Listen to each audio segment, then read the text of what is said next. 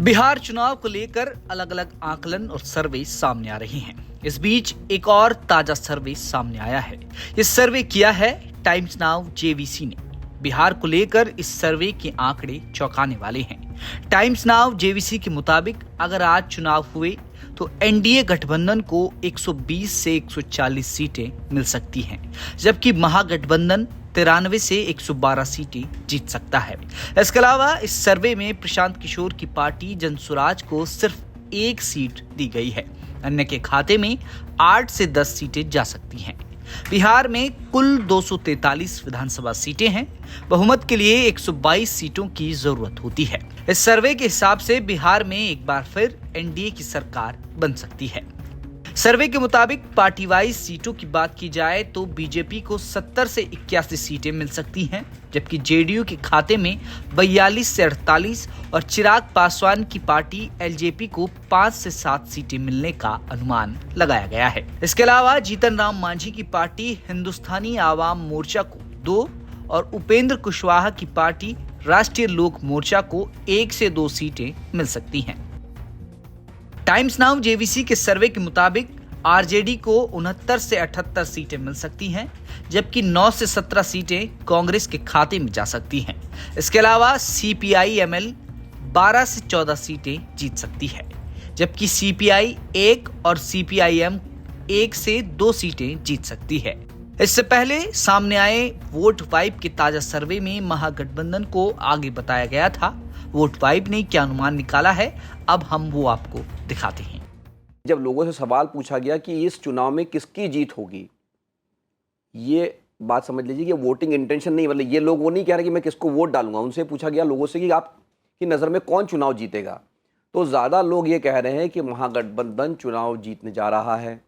34.7% जो है लोग कह रहे हैं कि महागठबंधन चुनाव जीतेगा, और एनडीए थोड़ा ही पीछे हैं 34.4% पर, यानी बहुत हल्की सी लीड परसेप्शन में। मैं कह रहा हूँ कि लोगों को लगता है कि महागठबंधन जीतेगा, मामूली सी लीड है, लेकिन जो प्रशांत किशोर का जनसुराज है उनके लिए 12% पर यह नंबर जाता है। तो अमिताभ, आपने अब तक जो सर्वे किए हैं उससे तो ये संदेश जा रहा था कि कोई 2-2.5% की लीड एनडीए के पास में है, लेकिन जब आप ये कह रहे हैं कि लोगों से पूछा गया कि उनकी नज़र में कौन चुनाव जीत रहा है, तो ये महागठबंधन को ये थोड़ी सी हल्की सी बढ़त दिख रही है। जी, अगर लास्ट ट्रैकर की बात करें तो लास्ट ट्रैकर में लगभग 1.6% की लीड थी एनडीए को। ठीक है, हालांकि क्योंकि ये अब एक त्रिकोणीय चुनाव है, जनसुराज भी लगभग सभी सीटों पे लड़ रहा है।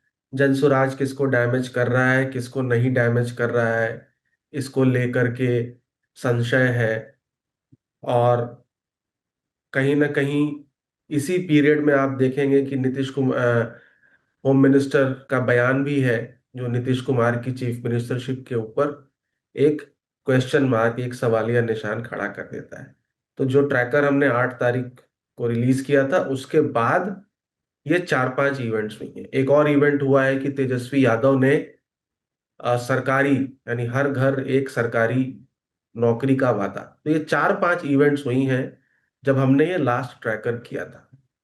तो ये एक परसेप्शन एनालिसिस है, ये वोट शेयर एनालिसिस नहीं है। यानी ये हो सकता है कि लोग एनडीए को वोट कर रहे हो, लेकिन उन्हें ये ना लग रहा हो कि कौन जीत रहा है, या लग रहा है कि महागठबंधन जीत रहा है, या महागठबंधन को वोट करने वालों को लग रहा हो कि शायद एनडीए आगे है, क्योंकि त्रिकोणीय मुकाबला है। और इंटरेस्टिंगली 8.4% लोग ये भी कह रहे हैं कि त्रिशंकु विधानसभा हो सकती है। यानी 2005 मार्च में जो हुआ था, जब एक हंग असेंबली हुई थी और 6 महीने कोई सरकार नहीं बनी थी, और फिर एक चुनाव हुआ था 2005 अक्टूबर में जब एनडीए जीत करके आई थी। तो ऐसा लोगों को परसेप्शनली लग रहा है, यानी कंफ्यूजन है लोगों के दिमाग में कि कौन सा अलायंस जीत रहा है, और लार्जली ये त्रिकोणीय मुकाबला की वजह से है।